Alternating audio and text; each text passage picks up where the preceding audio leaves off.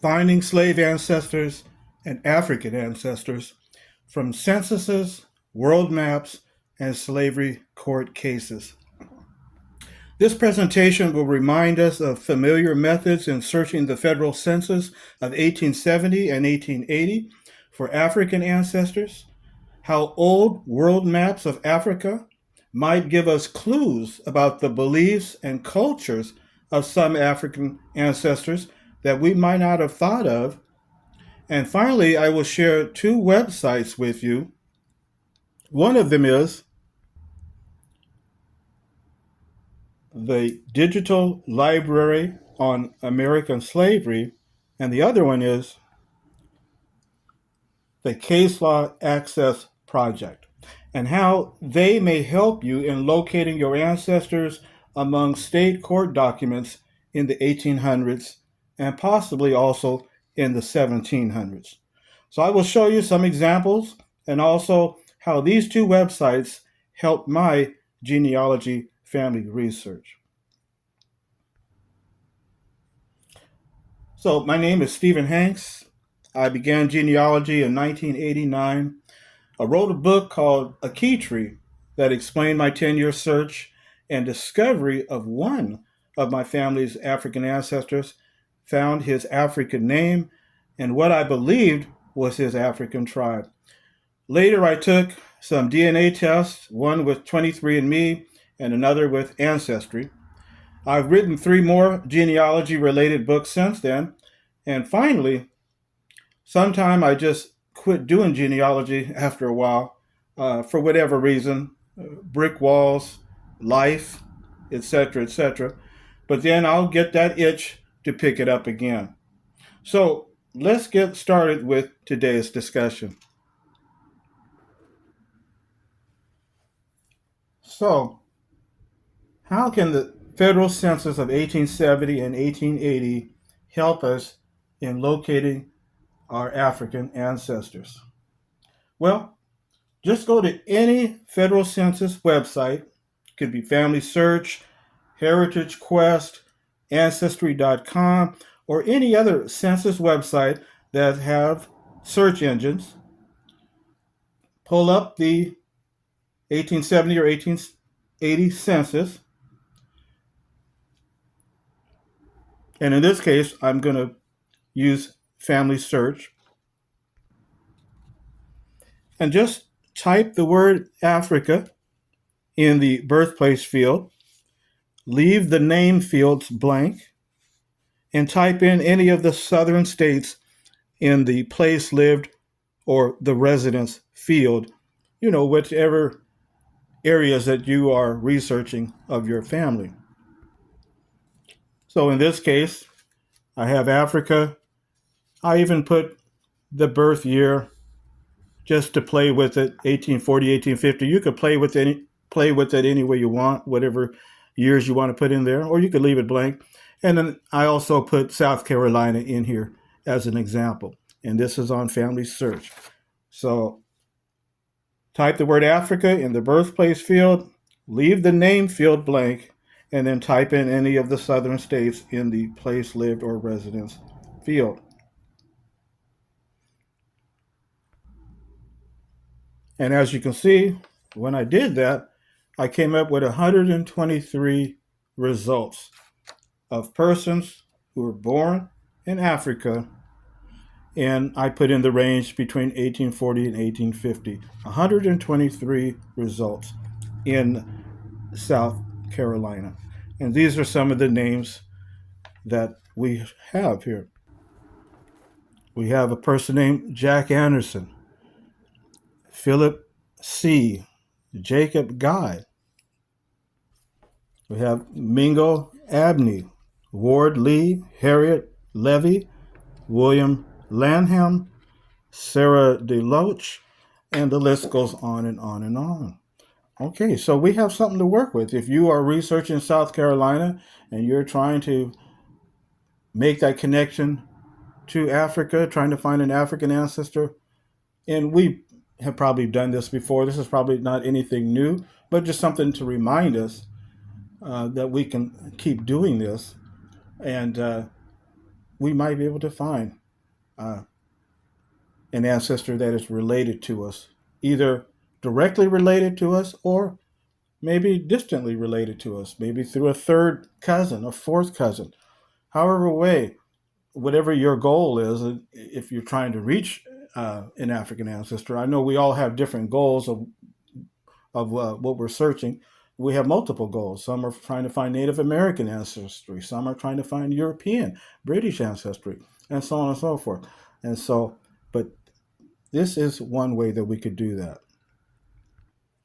Okay, so for example, let's take the name Jack Anderson, South Carolina, and we already have the birthplace, but I left the birth year out, and instead I put in the year that he lived. We're looking for the 1870 census, so let's see if he shows up in the 1870 census here.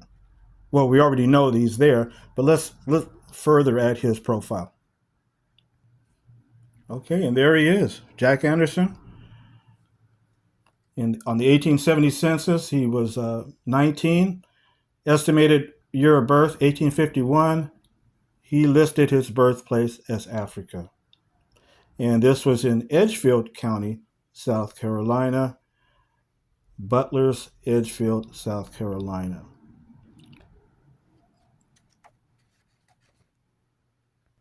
And he also had some family members listed with him as well.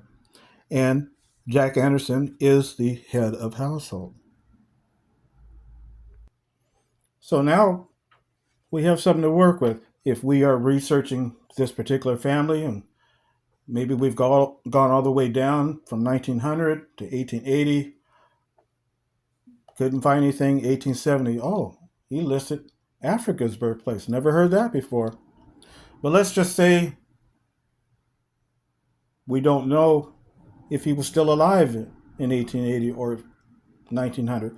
Let's see if we can find him on another census, and if he's still consistent with his birthplace. We know sometimes it's not always consistent, is it? One year they may list, maybe they were born in Texas, and then the next 10 years later, they're saying they're born in Louisiana. So we know how that works too. But let's just see if Jack Anderson's still around in 1900, and let's just see what he reported then. Okay, well, here on the 1900 census, we find Jack Anderson. He's now, he's saying he's 55 years old. So, okay, and his birthplace, he's still consistent. He's saying that's Africa. He's married, been married for 28 years. He's the head of the household, and his father and mother were both born in Africa as well. And now he is still in South Carolina, but he's in Millbrook Township in Aiken County, South Carolina. And we see he has several different family members, sons and daughters listed there. So this is just an example that if we're trying to trace back, we know maybe, for example, we know that the son Early Anderson or Landon Anderson, maybe that was our great-grandfather. And we're trying to find out, well, who was his father? Oh, Jack Anderson, born in Africa. Didn't know this before. So this is how we can use the census search engines, by just putting Africa in the field and seeing what names pop up in whatever county or state we are researching. And, maybe, again, may not be a direct ancestor. It could be a distant one. But we have different ways that we could go about it to try to find that. Let's take a couple more examples. Well, let's do the same thing now, but let's take Texas and our year of range of when they lived, the 1870 census, and we still have the birthplace of Africa still there. So we hit the search button, and here we come up with 508 results. Wow. 508, and we can see various names here. Elizabeth Armstrong Nicholson, Prince Hosanna, Edmund Williams, Harry William, and so forth. Well, let's take one of these names and see what we come up with. Let's take Edmund Williams. Okay, so here we have Edmund Williams, age 66, birth year estimated to be 1804, born in Africa. And here he is in Galveston, Texas. And he has some family members listed as well. We see that Molly Williams is in his household, and she is born in Africa as well. Or at least she lists that. And her birth year is 1814. Very interesting. So if you're researching your family and your family is this Edmund Williams, you'd be very interested to want to know this. Maybe you had a hard time even finding him on the 1870 census, let alone the 1880. But now you found him, and then you found a gold nugget. He listed his birthplace as Africa, and his wife did as well. And here he has other family members listed also. And so maybe we only traced up to some of these individuals. Maybe we only traced up to Alex Williams or Henry Williams or Grace Williams, and then we hit a brick wall. But then we were able to do that search, and we found him. Let's try one more state. Let's try Mississippi this time. Same fields. And let's see what we get when we hit the search. So here we have 198 results and various names that are listed here.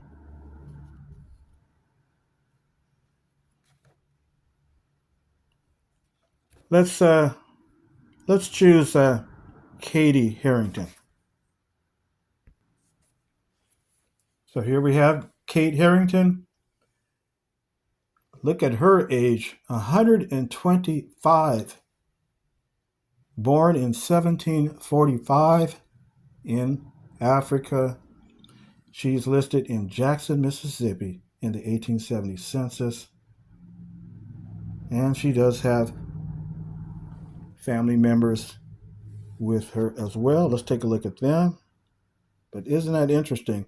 125 years old, if that's accurate.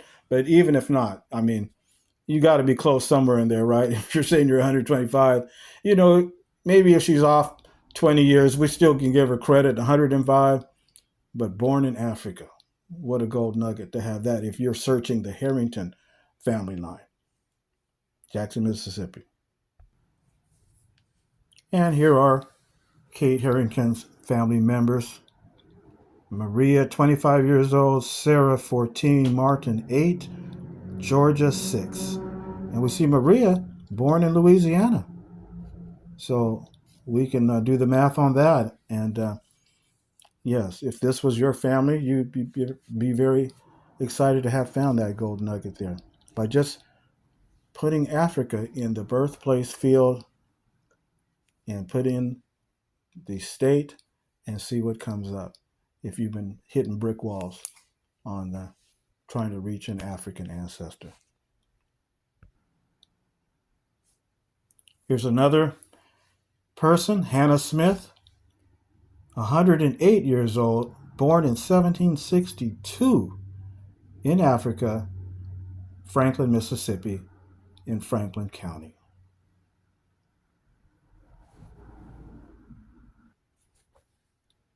And her family members are listed here as well. Mary Smith, born in Virginia, and on down the line. So we have a lot to work with there. But isn't that fun when you find something like that and it happens to be your family line? Let's take one more example. Here we have Thomas Lee, 100 years of age, born in 1770. Again, his birthplace mentioned, and he in 1870 was living in Port Gibson, Mississippi, Claiborne County. And that's one of my family members on my maternal side comes out of Port Gibson there as well. So very interesting that I'm even looking at that right now. I don't have any Lees in my family on the maternal side, but you never know. And here are his family members listed in various places. Ann Smith, born in Tennessee, 55, and so on and so forth. So very interesting. So you see how we can work this, and we can do the same thing with the 1880 census. Put in Africa in the birthplace field, put in the state, and if you know the county, you can even put the county in. You could play with it any way you want and see what you come up with. So very interesting. You also want to think about too that maybe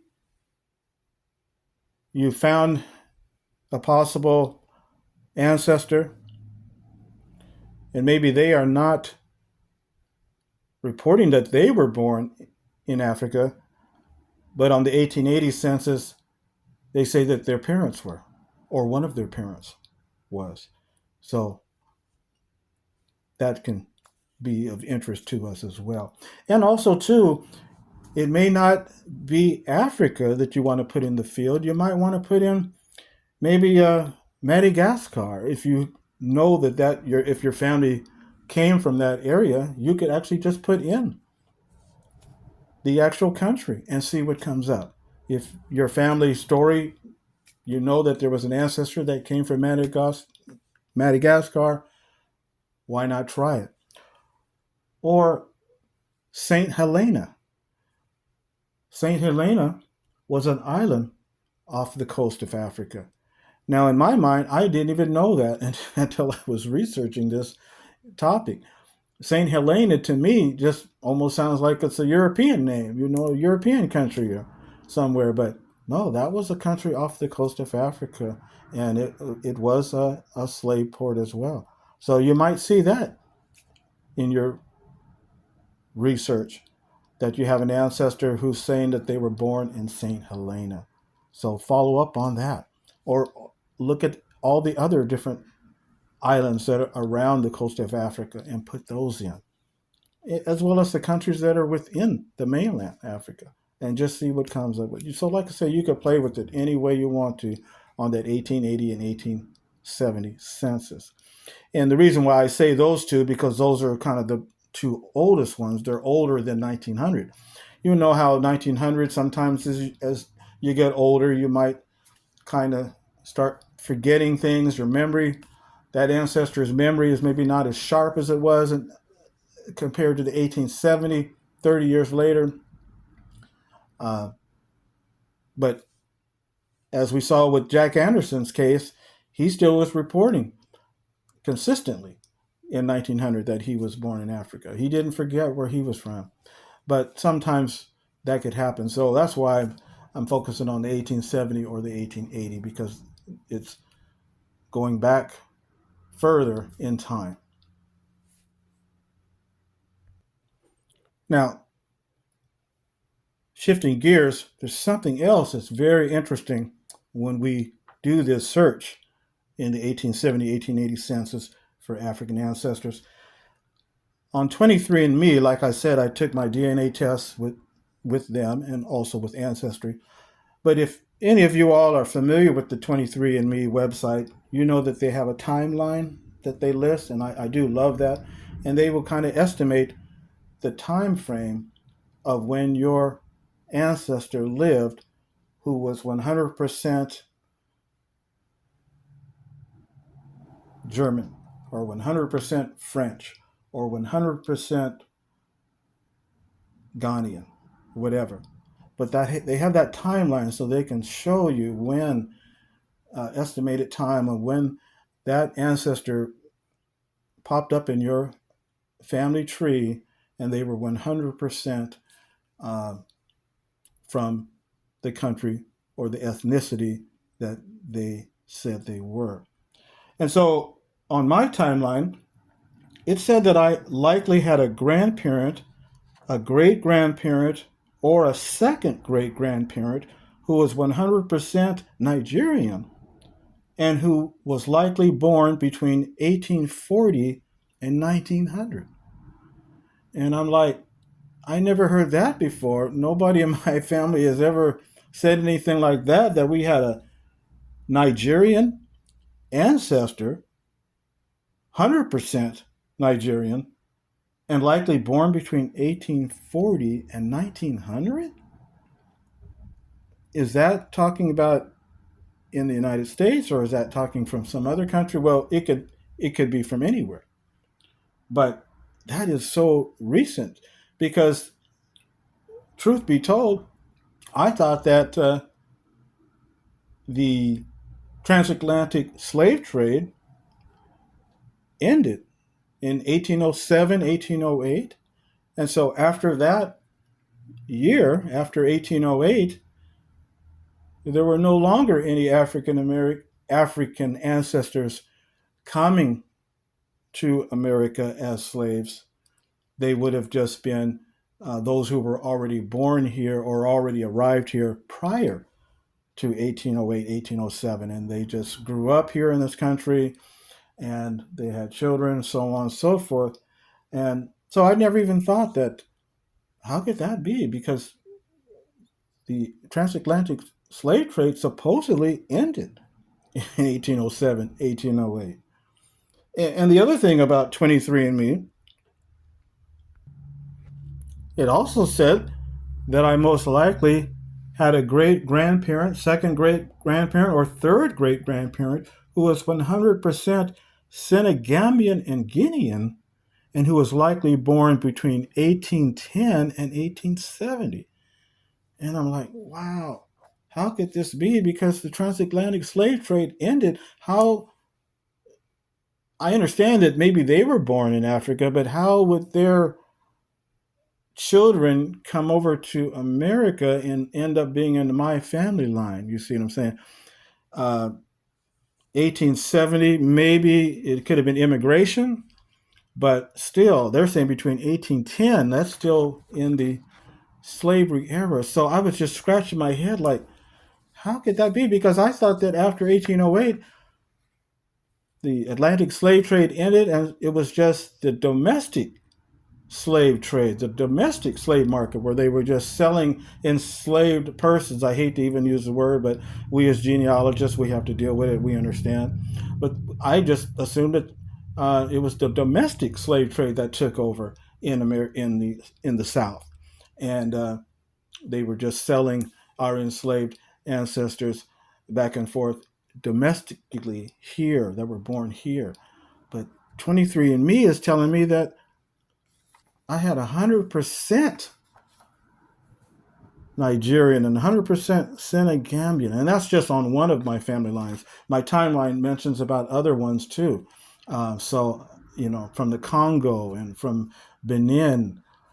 So I would just scratch my head, but guess what?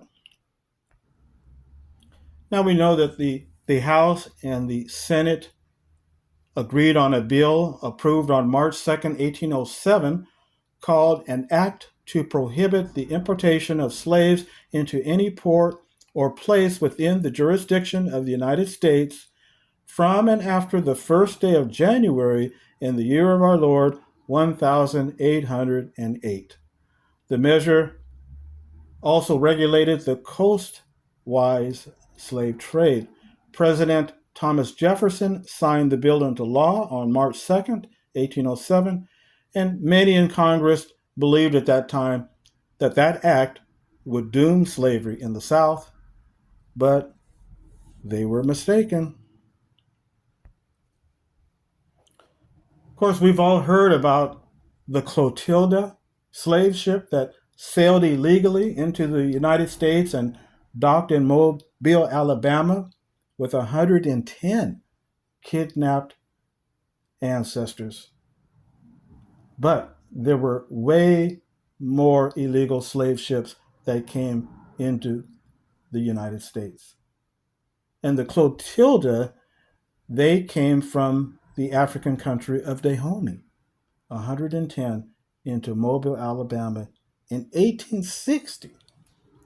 Scratching my head. But that was not the only one. After 1807, some 8,000 African captives were brought by slave traders into the American South before the Civil War, with the city of New York playing a key role. Yes, New York, the free state, they said New York was notorious for investing and keeping alive the illegal slave trade. New York, of all places, into the South.